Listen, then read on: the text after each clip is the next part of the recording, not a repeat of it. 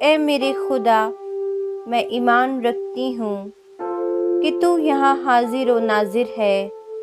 मैं तुझे सिजदा और अपने सारे दिल से प्यार करती हूँ। तूने मुझे नेस्त से पैदा किया, अपने बेटे की मौत से मुझे छुड़ाया, अपने रूहुल कुद्स के फजल से पाक किया।